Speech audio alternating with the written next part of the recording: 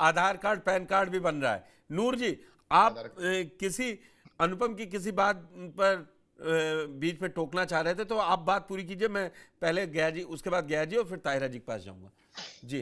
अनुपम जी ने एक बात कही ना कि भारत में रहने वाला मुसलमान जो है वो घुसपैठियों का विरोध नहीं करता है। ये भारत इकलौता वाहिद देश ऐसा है, नहीं करता है।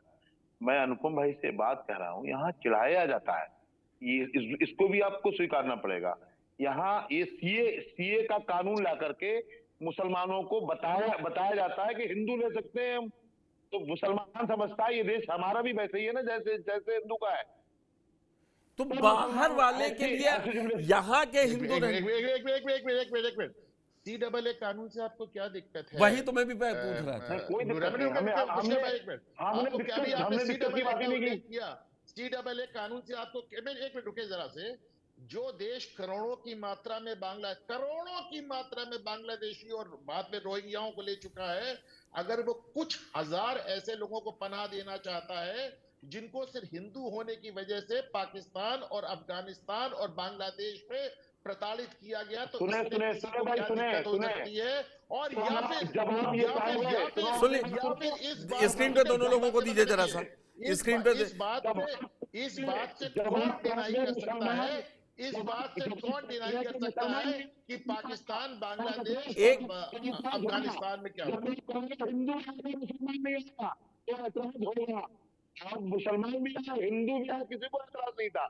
जब से ये सरकारें आई, जब से ये कट्टरपंथी जैन के लोग आए, तब से ये बातें सामने आ रही हैं साहब। ये किसी को बताने की जरूरत नहीं है। आप छिपा करके बोल रहे हो, ये अलग, ये बात अलग है। लेकिन सच्चाई ये है कि जब ये कहा गया कि CAA जो कानून है उसके तहत सिर्फ हिंदू समाज के लोगों को ले लिया जाएगा, जो मुस्लिम लोग हैं वो उन्हें घुसपैठिया कह दिया जाएगा, उन्हें रोहिंग्या कह दिया जाएगा। तब हमने ये बात आपसे यहाँ पर की है, तब हमारा समाज नहीं। अब नूर जी, एक मिनट, नूर जी, उन पर अपनी बात, एक बड़ी दिक्कत ये, बहुत बड़ी समस्या ये आ रही है कि या तो लोग पढ़ नहीं रहे हैं और या पढ़ के गलत बोल रहे हैं। पहली बात, CAA कानून में किसी को घुसपैठिया जिक्र करने का बात नहीं है। दूसरी बात, हिंदुओं का भी समझिए क्या है। अरे सुनिए यार आप बोलने नहीं दोगे तो कैसे होगा? CAA कानून, बता तो सुनो ना यार, आप सुनो ना। देखिए मैं बहुत कहते हैं अपनी बात कहता हूँ भाई, अगर आप बीच में टोकोगे तो फिर तलखी आएगी। आप 1 घंटे बोले, मैंने आपको डिस्टर्ब नहीं किया। अगर आप बीच में टोकोगे तो तलखी आएगी। आपकी बात पे एक लोग बोलिए। नूर जी, अनुपम जी, नूर जी, या तो 1 घंटे तक प्रवचन दे रहे हैं, मैं सुन रहा था। अगर इनको ऐसे नहीं, अनुपम जी प्लीज, अनुपम जी, बुरा लगेगा। नहीं, अनुपम जी मुझे बर्दाश्त नहीं है। नूर जी, मैंने आपको कहा एक लोग बोलिए ना, एक लोग बोलिए। और आप, मुझे लग रहा है कि ऐसा क्या हो जाता है कि इतना पर्सनल हो जाना पड़े। वो ये अनुपम जी ने एक यही तो सवाल पूछा जो आपने उस पर कहा कि मुस्लिमों को चिढ़ाया जाता है। CAA में अगर अल्पसंख्यक कौन है, हिंदू है ना उन देशों में, उन्हीं को लाया जाएगा। अगर सबके लिए खोल देंगे तो यहां हालत क्या होगी? 142 करोड़ हो रही जनसंख्या। तो जो जहां परेशान हो, पाकिस्तान में आज हालात खराब है, आप यहां आ जाइए। 1 मिनट रुक जाइए, अनुपम जी आ रहे हैं। मेरी बात सुनिए, पहले मेरी बात सुनिए।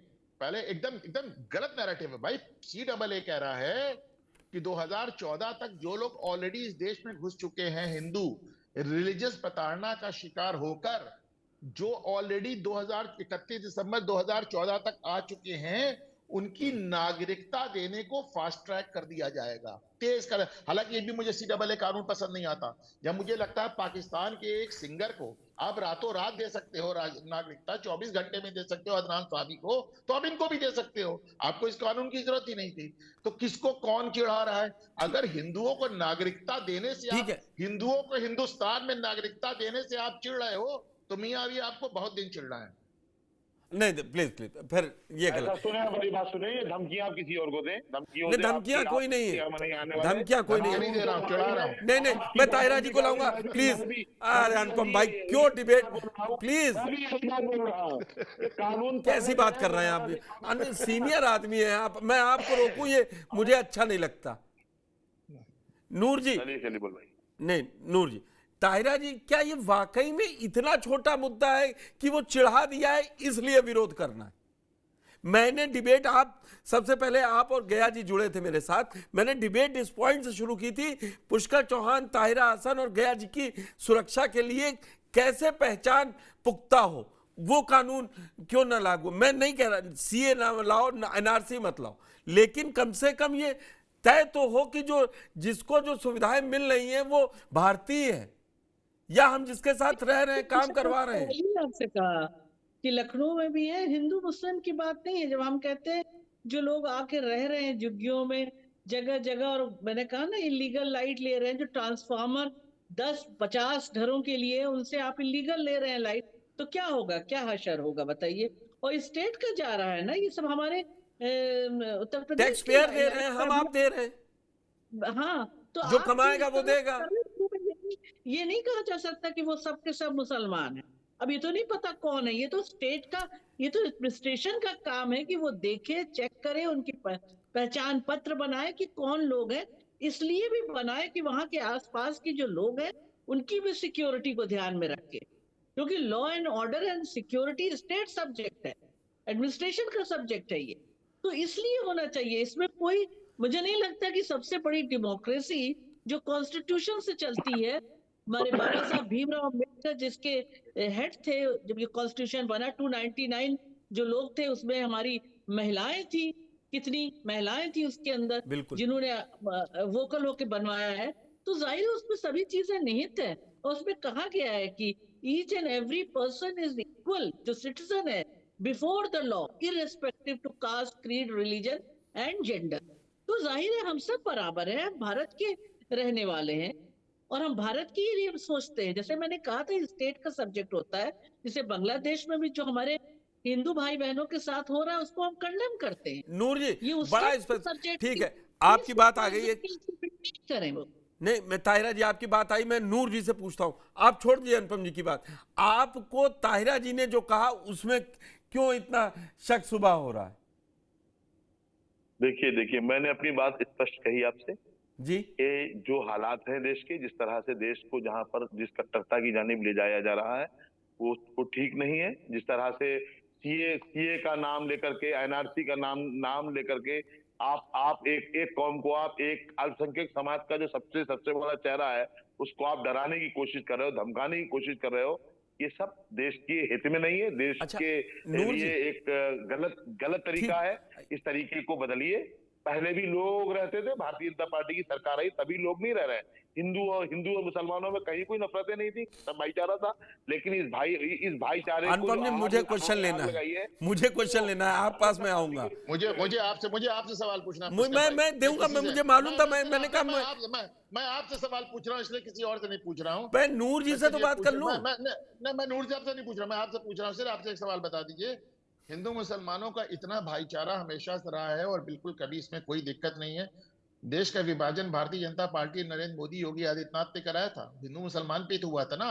जो 2500 दंगे हो चुके हैं पिछले 70 सालों में, जो 70 सालों में जो आपके सवाल को ताहिरा जी ने पहले, किसने हुआ? अनुपम भाई एक सेकेंड, अनुपम भाई, जो मुसलमान हिंदुस्तान में रुका वो ये डिवीजन नहीं चाहता था, बिल्कुल पार्टीशन नहीं चाहता था, और वो इस्लामिक सेटअप में नहीं जाना चाहता था। देखिए वो वहां पे नहीं जाना चाहता था। हम मतलब हमारे जो बुजुर्ग थे वो यही कहते थे वो सिख स्टेट बनेगा, वो सिख स्टेट बना, हम डेमोक्रेटिक स्टेट पे रहना चाहते थे। 1946 में 90% वोट जिन्ना को पाकिस्तान के सवाल पे मिला था, ये हिस्टोरिकल फैक्ट है। अब आप कैसे कह रही हैं?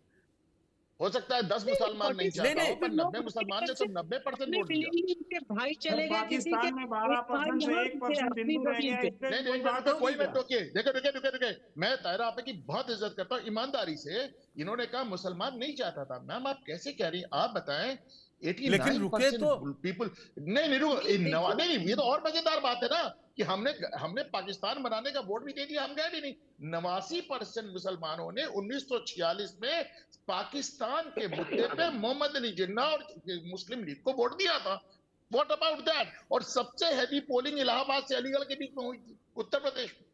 ये हिस्टोरिकल फैक्ट है भाई, इसको आप कैसे तो जाते लोग भाई चले गए और एक भाई रुक गया, हैदराबाद, अनुपम भाई चला क्या गया, बात बेटा कर रहे हैं? रुक गया। मुसलमान ऐसे कोई नहीं, देश इलाहाबाद की से अलीगढ़ के मिट्टी बीच में नहीं रह रहा नहीं है। गए। मुसलमान हैदराबाद से लेके केरल से लेके कश्मीर तक रह रहा है।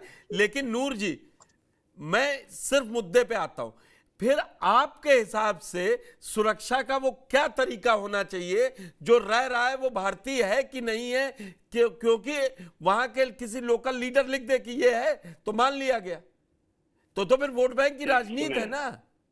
पहले तो आप ये सुन लें, मौलाना अबुल कलाम आजाद की आवाज पर भारत का मुसलमान भारत में रहा। मौलाना अबुल कलाम आजाद जो देश के पहले शिक्षा मंत्री थे, उन्होंने देश के मुसलमानों को यकीन दिलाया था कि आप यहाँ अव्वल दर्जे के शहरी रहेंगे, आपके साथ कोई भेदभाव नहीं होगा। आप क्या आज तक महसूस हुआ आपको आप अव्वल दर्जे के शहरी नहीं है?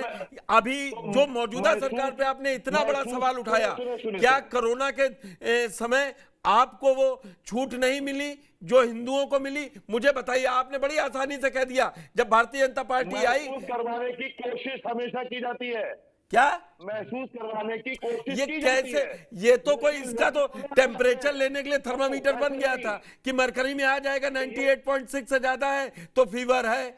अब आप कैसे महसूस करेंगे? और सिर्फ नूर जी की बात महसूस हो रही, ताहिरा जी को नहीं महसूस हो रही। सुन ले जी, देश के मुसलमानों को जिस तरह से आज की तारीख में टारगेट किया जा रहा है, वो ये दिखा रहा है। मुझे टारगेट तो बता दीजिए। कहीं भी टारगेट नहीं किया जा रहा। नहीं, एक उदाहरण प्रस्तुत कराइए। सरकार को बार बार घेर रहे हैं, तो एक बार उदाहरण प्रस्तुत करें कहीं का ना। आखिरी बात, हमने अपने देश के मुसलमानों से अपील की है कि अब आप आजादी की याद में नाप करें कैसे आजादी मिली थी। अब आप देश का मुसलमान सरकार को खुश है, उसके काम काज से लोग खुश है, उसको संसाधन मिल रहा है, उसको कोई बंटवारा योगी जी मोदी जी नहीं कर रहे हैं। गया जी आप भी, मैं आ रहा हूं आप पास। जो भी चाहता है बोलता है। कैसे कैसे धर्म संसद हो रहे हैं कि मुसलमानों की जानिब से भी उधर से भी इस तरह से लड़ाई हो रही है। आप नूर जी चाह रहे थे, नूर जी आप चाह रहे थे कि मैं वो चेहरा भी दिखाऊं इस समाज का जो महाराष्ट्र के इलेक्शन के दौरान नोमानी का चेहरा दिखाई दिया था। हमने नोमानी का सख्त विरोध किया। ये तो आसान है ना, विरोध किया, ये नहीं होना चाहिए, फिर कैसे महसूस कर रहा है? बहुसंख्यकों के हिंदू ने कभी नहीं कहा कि हमें डर लग रहा है कि हम मुस्लिम भाइयों के साथ नहीं रहेंगे। आप एक बार नीतीश राणा का भी ले लेते ना, तो हमें थोड़ा सा सब्र होता। आप गिरिराज सिंह जो माननीय नरेंद्र मोदी जी की किचन कैबिनेट के व्यक्ति हैं, वो वहां कैबिनेट मंत्री हैं, उनका भी तस्करा आपको सॉरी, मैं बहुत ईमानदारी से कह रहा हूं, मुझे आपको पॉलिटिकल डिबेट में रखना चाहिए था तो ज्यादा मसाला मिलता शायद। वो नहीं बिल्कुल नूर जी, मैं आज पहले दिन डिबेट नहीं कर रहा हूं ना, मैं इस एहतराम से कर रहा था कि आप लोग बात बताएंगे, बात समझाएंगे, आप लोगों की बात पहुंचे। बात अगर गिरिराज सिंह, नितेश राणा, राहुल गांधी और इन्हीं पे करनी होगी तो फिर मैं ताहिरा जी को सच में कह रहा हूं नहीं बुलाऊंगा, क्योंकि मुझे उनसे असली बात समझनी है, सियासी बात नहीं समझनी है उनसे। वो जो समाज की असली बात कहती है वो कहना है। हमसे कहलवाना चाहेंगे वो तो नहीं, हम साहब कहेंगे, जो सही है वो कहेंगे। अरे मुझे ये बताइए ना कि जो वो बोलेंगे। मूल प्रश्न है, आप बिल्कुल बोलिए, यही आजादी है। जिस सरकार पे आप बार बार ये कह रहे हैं, आरोप है कि मुस्लिमों को डराया जा रहा है, आप नेशनल एक स्क्रीन पे बोल रहे हैं कि मैं जो चाहूंगा बोलूंगा। यही इस लोकतंत्र की मजबूती है।